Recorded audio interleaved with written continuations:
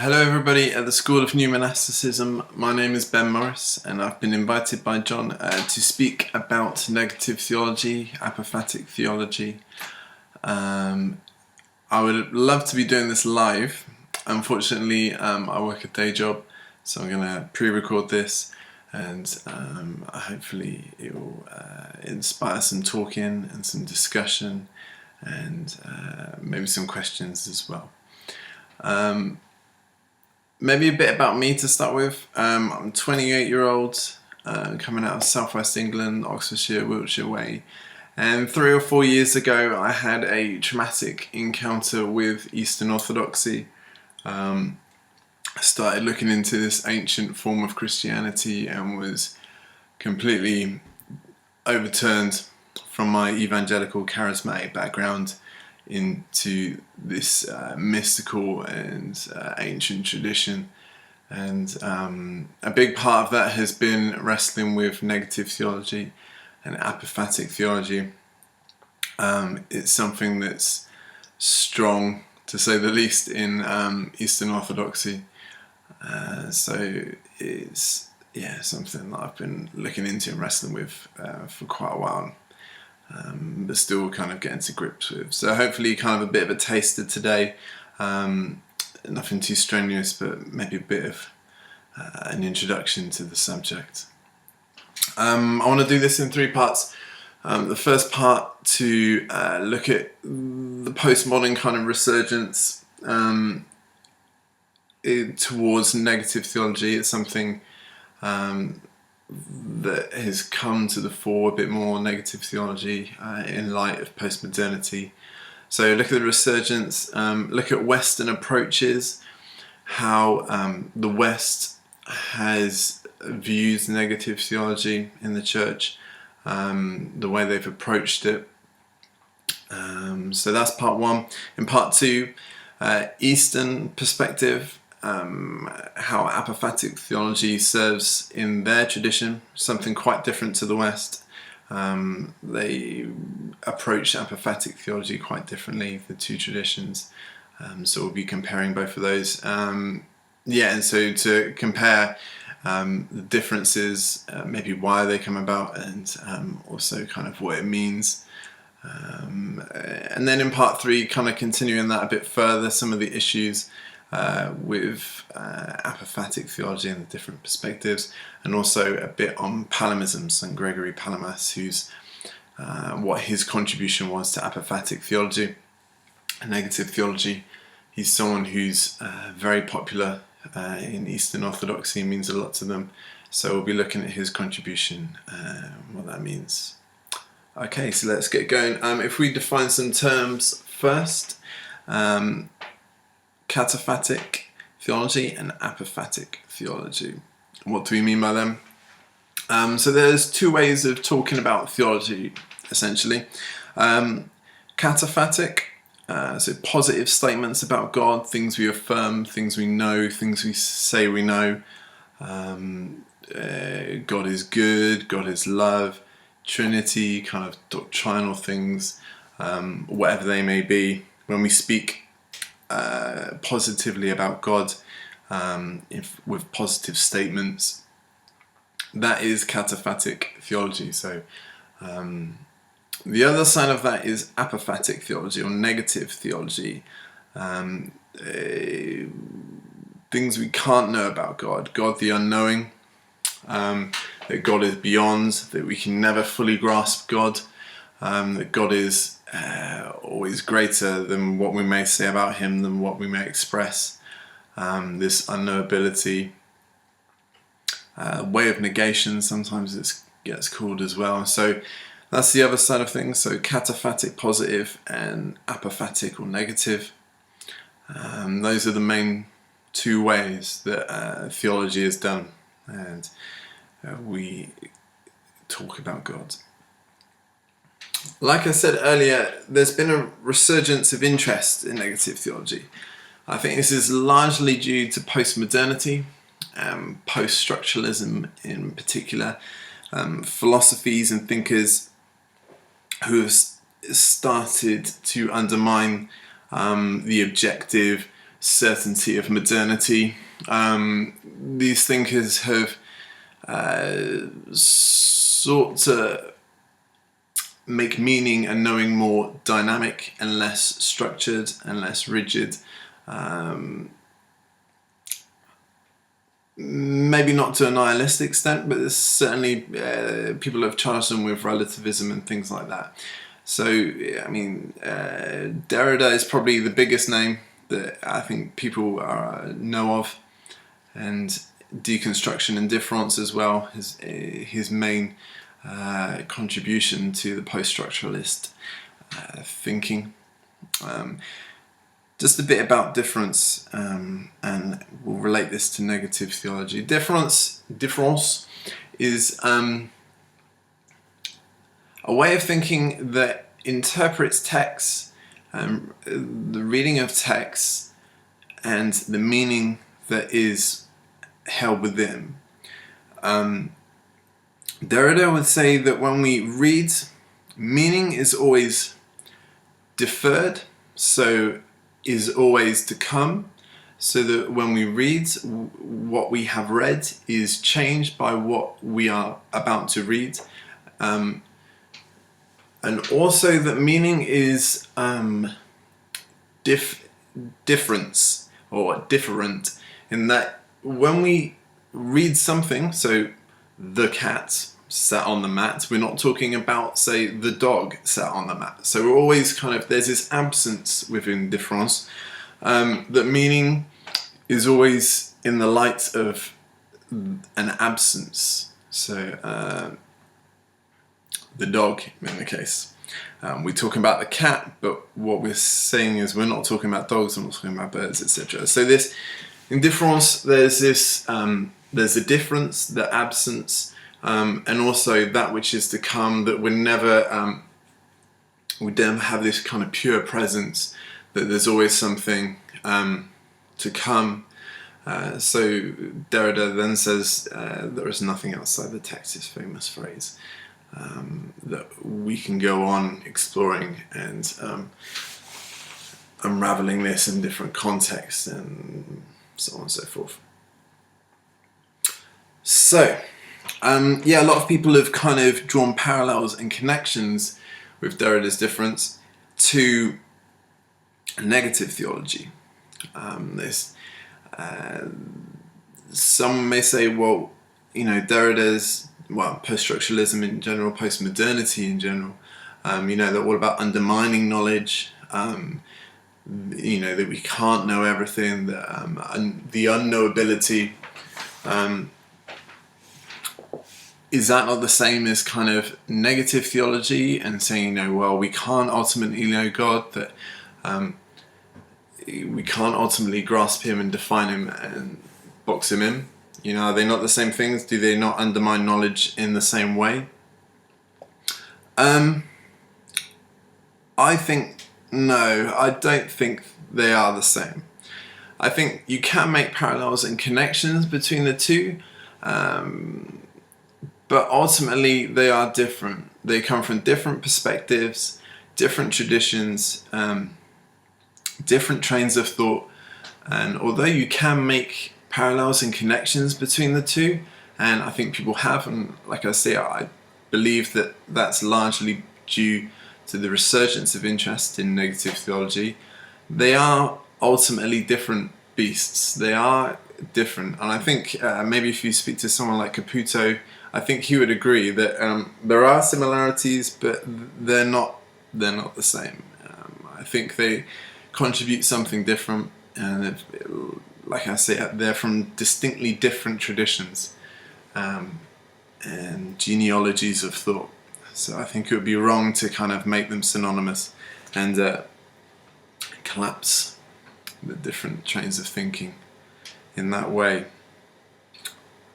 Okay, with that said, let's move on to Western theology and the approaches that they've taken to negative theology, particularly as I see it. So I won't say these are definitive, but this is kind of in my wrestling and thinking as a Western Christian, trying to understand what's going on between the Western tradition and the Eastern tradition. this is how I've see some of the key differences in how I perceive the West is approaching negative theology, and then later on we'll go on to talk about the Eastern side of things. So there are mainly three distinct approaches that the West has taken when theologians speak about negative theology. The first, as I see it, is negative cataphatic. So what do I mean by this? Well, take a positive statement, take a cataphatic statement like God is good, and in the negative cataphatic, this is one of the most common ways, you would say, well, God is not good. That's not to necessarily say that God is evil, but it's to say, well, when we say God is good, we're actually saying, well, God is not good like we know, like man knows, that like man has experienced God, good. It's that God's goodness is not like our goodness. So it's basically to bring in kind of the human fallenness and our experience of, say, goodness or mercy or grace or any of these kind of positive statements is ultimately flawed, ultimately human, and doesn't do justice to these terms and these characteristics when we use them in the light of God. So negative cataphatic is the first distinct approach that I see in the West. Say God is good, but God is not good, i.e., well, God is not good in our human sense. The second approach that I see in the West is infinite cataphatic. So you take a positive statement like God is good, take this again, and we'll say, well, God is infinitely good. God is infinitely good.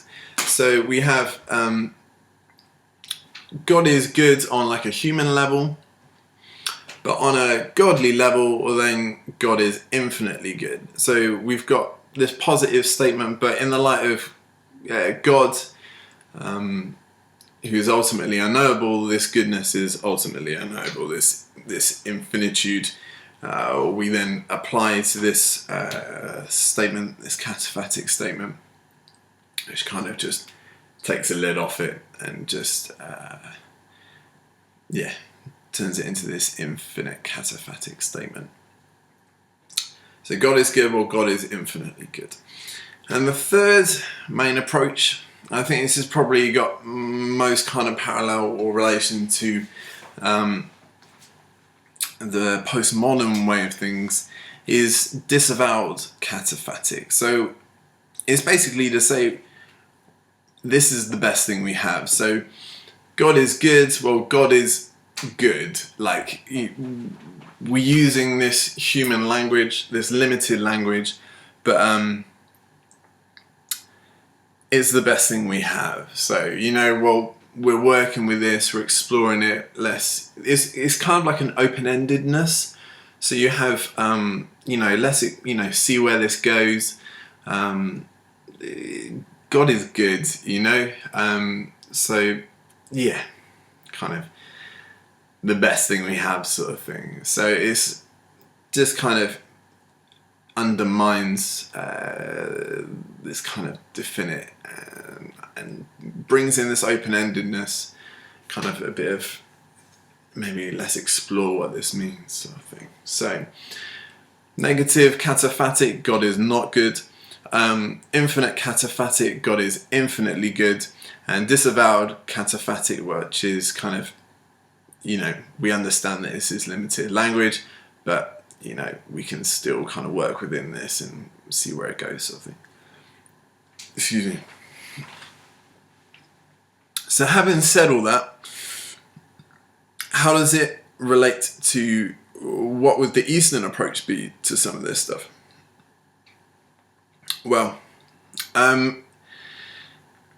the Eastern, it's difficult to talk about, but I've got this silly little way of maybe viewing it, is that it's what happens around the statement. So take, again, God is good. It would be the revelation that inspired that statement. It would be the breath that I take to say that statement. It would be the air that's moved between us, and it would be the doubt that would occur afterwards. All of that is in the mix. God is good, but like there's all this going on around it, you know. It's not to deny the presence of the defined, but to deny the definition as defining. I think that's the best way I can summarize it, is not to defy the presence of the defined, but to deny the definition as defining. Let's go on. I think the best way to explain this, the Eastern perspective on it, is to maybe bring in some just some simple examples from the praxis of orthodoxy, and maybe we can kind of get a bit of a better taste, get a bit of a better idea about how the Orthodox approach apophatic theology. So let's move on to part 2. Okay, so part 2, we're just going to talk about some of the Eastern praxis, and also look maybe at some comparisons and look back over kind of how the West and the East view things differently. Okay. Firstly, maybe it's not a bit of a disclaimer, because it's more important than that, is that it's always quite difficult to talk about negative theology, because how do you talk about knowing in a factual, intellectual conversation? It's quite difficult to talk about kind of the lack of something, particularly if it's knowledge. The Eastern Orthodox Church would say that to really grasp this, to understand how the East approaches apophatic theology, you really have to experience it in the light of church life. You have to really experience it in the Orthodox context. It's quite difficult to kind of just somehow objectively or externally look in to Eastern Orthodoxy and get a taste of it. So maybe the best way I can try and kind of bridge that gap is to kind of pull out a couple of little praxis examples that can give us a bit of a better taste and a feel, and hopefully try and give some of this Eastern perspective to things. Apophatic theology permeates everything of Eastern thought. In the West, it can sometimes be kind of tagged on as a bit of a theological gimmick.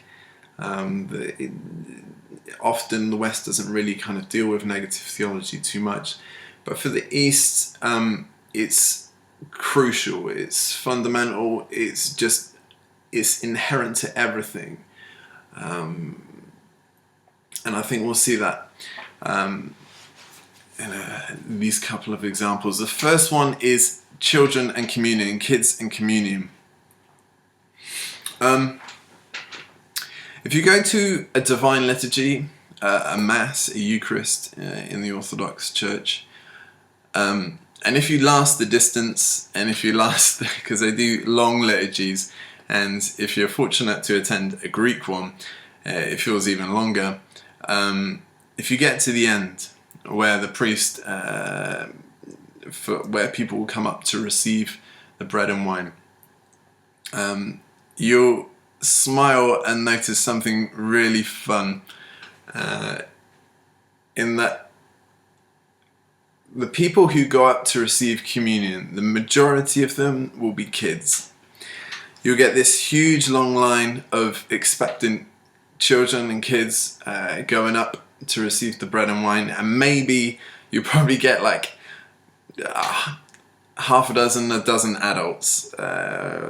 the adults who have made confession the night before, who have kept all the fasts, who are feeling particularly holy that week, those adults, they'll go forward and receive the bread and wine. But the kids go up, and they are, it's fun because they're special and privileged in the Orthodox Church. One faithful parishioner asks, "Father, priest, why do the children receive? Surely they don't understand what's going on here. I'm an adult, like I've been going to church. I know kind of, they don't know, like I get this sort of thing."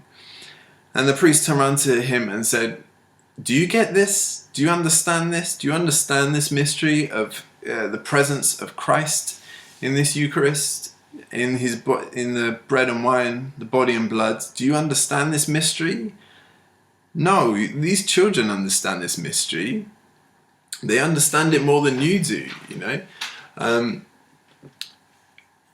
Just because you think you can rationally kind of make sense of this doesn't mean you get this. This is a mystery, and these children understand it better than anyone. And I think it's a beautiful example of how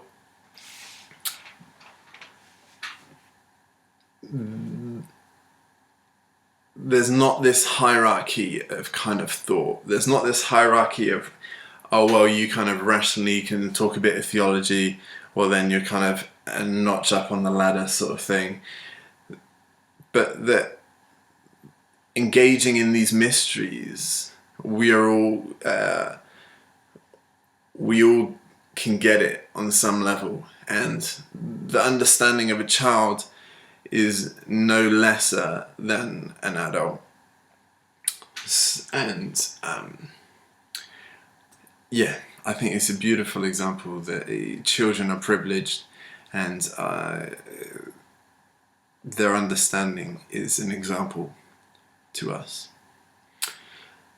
The second example that I want to pull out, that I think maybe will show a bit of kind of the apophatic side of it.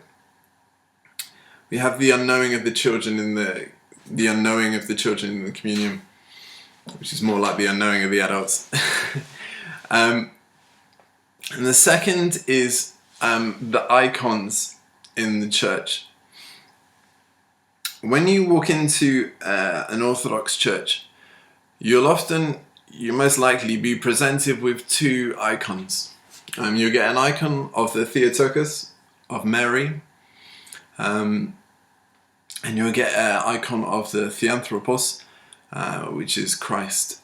And you'll go up to the icons, and you'll see the Orthodox, they'll make the sign of the cross, and they'll venerate and kiss the icon, and then often they'll light a candle as well, and then they'll do the Theotokos, and then also they'll make obeisance to the Theanthropos, Christ. And that might be the most active they'll be in the whole service. They might stand for a bit, make a few more signs of the cross, and attend the liturgy, but they may not stay for the whole thing. They may leave, and that might be it. So the most active they may be in venerating the icons when they enter the church.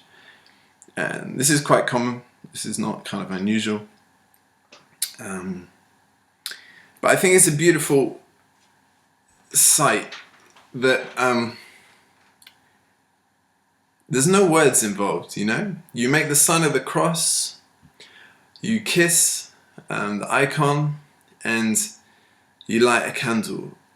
To me, these are three kind of apophatic elements in worship, We're not on the kind of level of kind of what you think about Mary, what you think about Christ, what the prayers you may or may not be saying. We're not on kind of the level of words here. We're on the level of like love and family, This is kind of, we're just engaging with the persons through their icons. And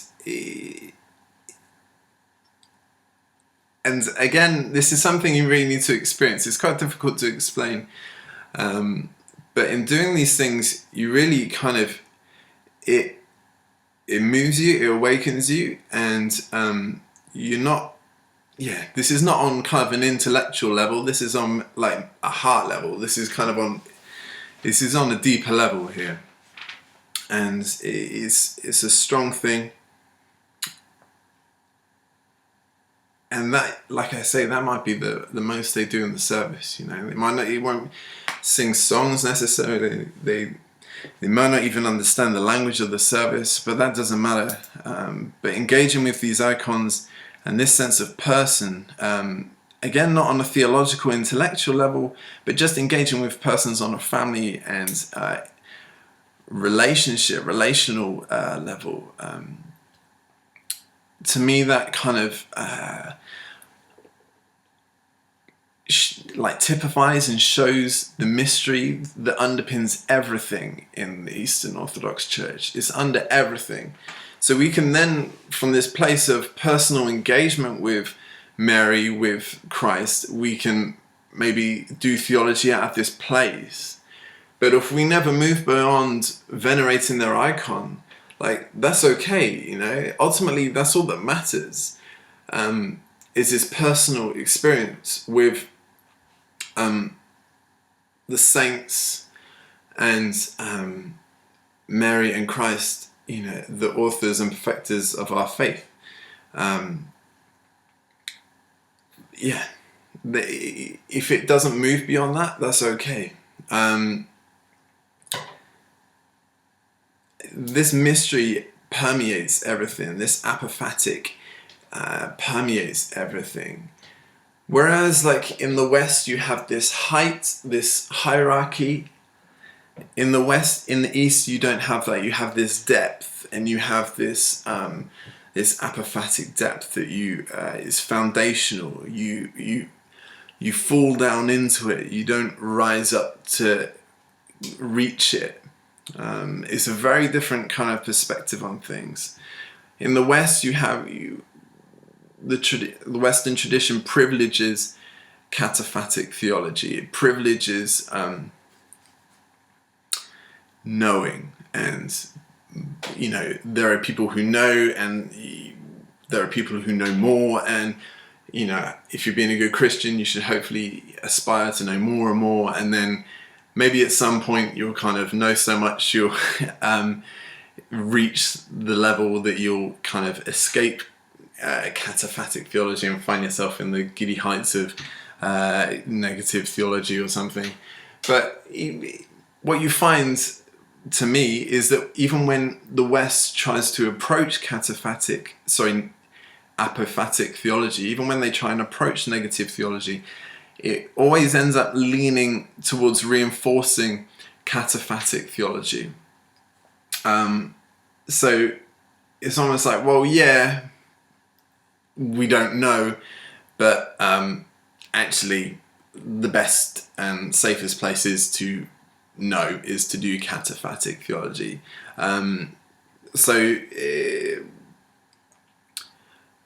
Just harking back to the three examples, negative cataphatic, well, it's just because we're fallen humans, and if we are more godly, then we would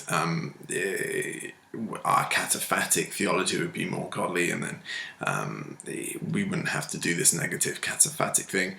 Infinite cataphatic, well, again, this kind of ascending the ladder of higher cataphatic theology, infinite cataphatic, the better and better and better your cataphatic is, the closer you are to the giddy heights of negative theology. And then this kind of disavowed cataphatic, this search for better, truer, more articulate, more refined, more reasoned cataphatic theology, all the time reinforcing this cataphatic foundation, always again reinforcing this cataphatic view, and and then you basically have this negative theology token gesture, this negative theology bolt on, this theological gimmick that kind of gets put on the end of things, and thought, oh yeah, well, we say we know all this stuff and we declare all these kind of positive statements, but yeah, ultimately God is a mystery, and ultimately, you know, we can never know God. But our cataphatic theology is pretty good. Maybe I'm being a bit harsh. But yeah, to me, the West, even when they do negative theology, they actually still reinforce positive theology and cataphatic foundation. Whereas in the East, instead of just the West, where they put the cataphatic theology just out of reach with their negative theology, it's in the East you fall down into it. It's maybe to try and give you some perspective. I'm probably going to be embarrassed to saying this, but in the West, say kind of, I would say maybe 80% is cataphatic theology, and then you have like this 20% negative theology, whereas in the East, 80% of church everything is based on apophatic theology, and then you have 20% of what we do say about God, and you know, the positive statements we make and things we declare. So instead of this kind of huge cataphatic negative theology ratio, you have like this huge negative theology in the East. That's really silly, but just to try and give you some sense of perspective, it's like an iceberg in the East. You have all this mass lying just below the surface, this huge weight of apophatic theology that undermines and permeates everything. Maybe another analogy is to think of apophatic theology as being like the Grand Canyon, like this abyss, this huge vast space, and then you have the rope bridge, and the rope bridge across the Grand Canyon is like cataphatic theology traversing this apophatic abyss. And yeah, you can just imagine being suspended along this kind of this weak cataphatic statement, which kind of gives you eyes to see this huge apophatic canyon beneath you. I think that's an illustration that's helped me kind of see that inherent and beneath all of the tradition of the East is this apophatic mystery, this apophatic abyss that sustains and carries and inspires the life of the church. Okay, so maybe that kind of gives a bit of a taste of the East. I hope I've probably not done it justice. And there are much better people that you can read up about this, but also kind of maybe just a bit of the difference between the East and West. For me, the West is very cataphatic heavy, and in contrast, the East are wholly glued to this apophatic perspective, in my opinion. Okay, so just moving on to the final part 3. I just want to look at weighting the paradox, and this is something that I got out of Kierkegaard a bit, an issue that I was wrestling around with, something he said. I think it was under his John Climacus pseudonym, but I think it's worth showing here, and also we'll talk a bit about Gregory Palamas.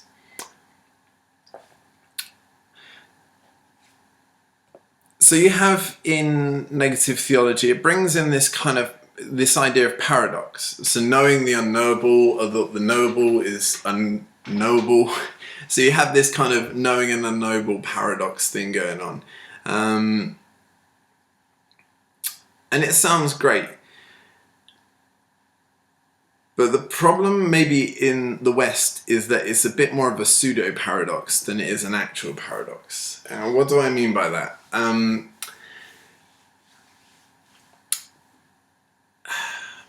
So God is ultimately unknowable. God is beyond our comprehension and our faculties. And as much as we reach into Him, we are reaching into this vastness, this ultimately ungraspable presence, this ultimately unknowable unknowingness, if that makes any sense. This retreating frontier, I think, is the way Kierkegaard kind of describes it a bit. So the incentive is to know more, but as we know more, we know almost less. So we're pushing, but it retreats all the time. And this creates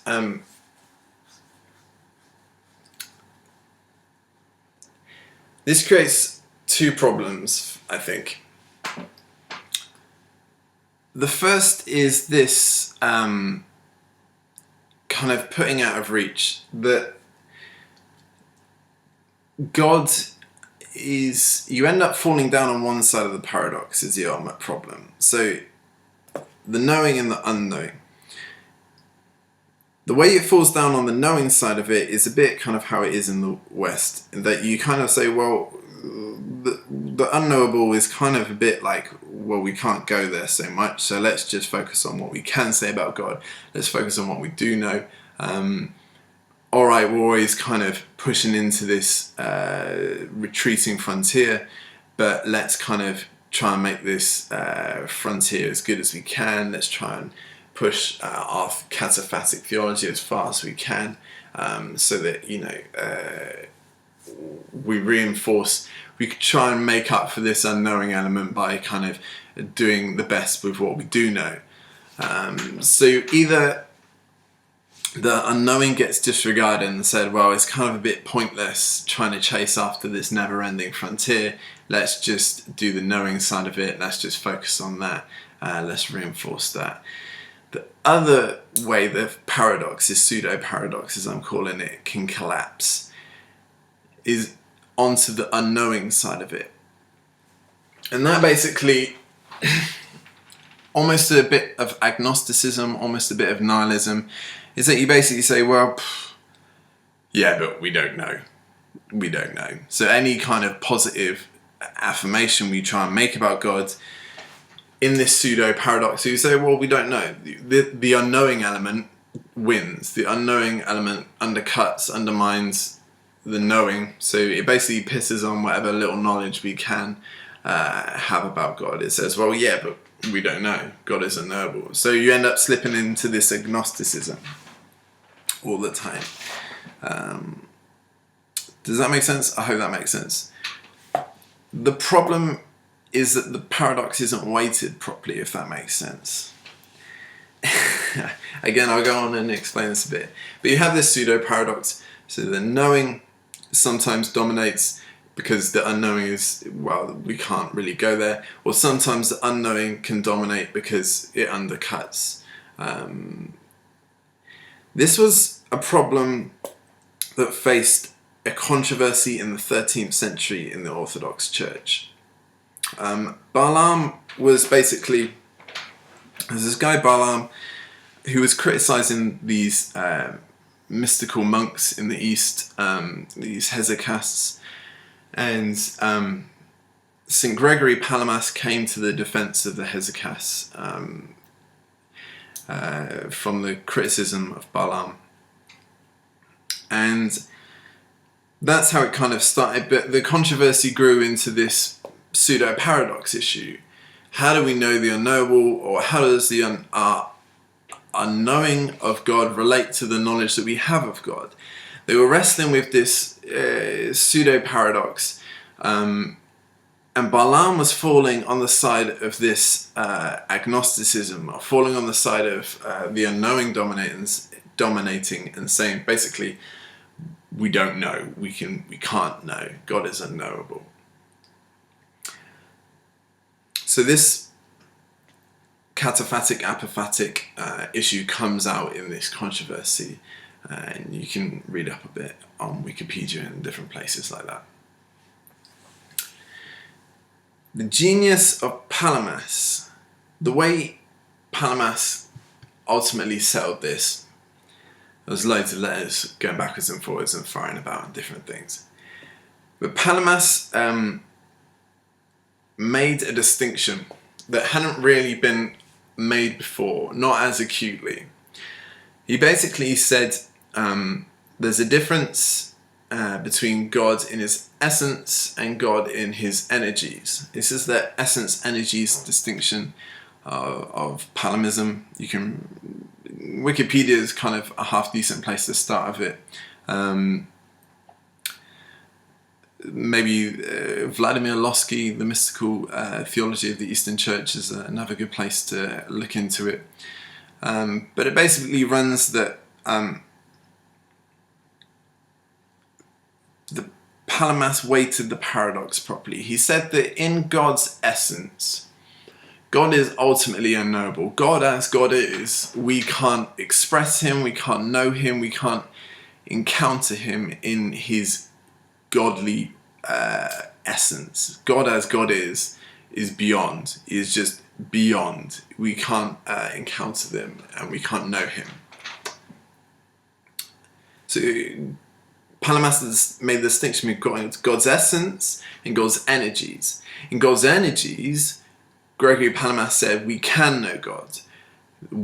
God is revealed to us. God reveals himself through his energies. We can encounter and engage, and this is another Eastern thing, be united with God in his energies, and it's through his energies that we know and God is revealed to us. This distinction hadn't been made before, and the paradox always ended up as a bit of a pseudo-paradox, and it was very difficult to understand how God's unknowability related to his knowability. But in Palamas, this distinction, which hadn't been made so distinctly before, is made, and the paradox is weighted properly. God in his essence is ultimately unknowable, and in making this distinction, he's secured both our knowing of God and God's unknowability as apophatic self. So we have this apophatic apophaticism and this knowability of God as well. This distinction was rejected in the West, although kind of more modern scholars are a bit more favourable to it. It was rejected in the West as being polytheistic, and even Orthodox had a hard time coming to terms with it because it was so acute. But for me, this distinction is key in understanding apophatic theology, because I think without it, it's very difficult for the paradox to hold. Like I've been saying, I think otherwise the paradox quickly collapses onto one side of the fence, because I don't feel like it's balanced, and the tension can't remain. So yeah, I think the essence energy, if you want to take things further, read up a bit about Palamas and the controversy that he ran into with Balaam and defending the Hesychasts. It's an important point for the Orthodox. Gregory Palamas, like I say, has been very highly regarded, particularly in the 20th century. Like I say, Lossky, who was a theologian working in the 20th century out of one of the Russian emigres. Definitely worth checking out his work. Very good stuff. And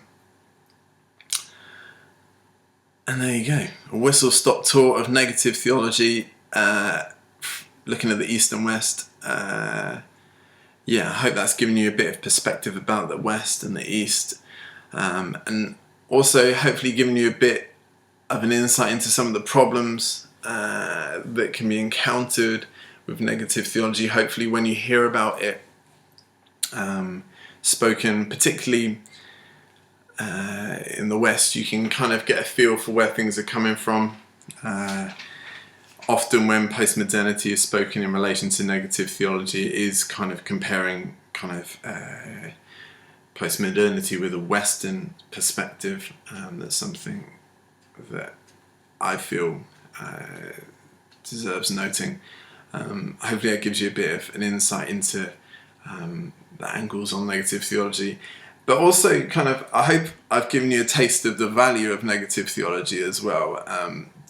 It's of huge importance in the East, and I think it should be of huge importance for all theologians and all kind of budding students of theology.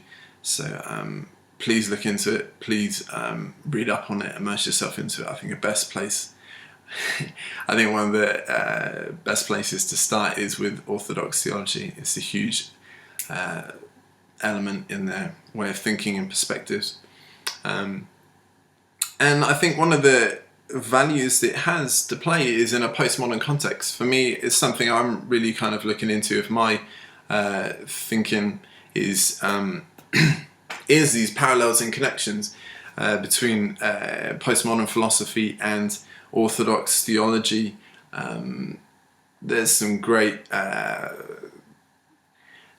connections to be made, some collisions, some collaborations to be had with postmodern philosophy and Orthodox theology, in my opinion. And I'm looking into kind of unpacking some of those kind of in a creative way. So I hope that's given you a taste of negative theology. Thank you very much for listening to me, and I hope you're enjoying the course, and look forward to maybe some questions coming back. If you want to send them via John or anything like that, you can get my email off him. That'd be great. Okay, thank you very much. Cheers guys, take care.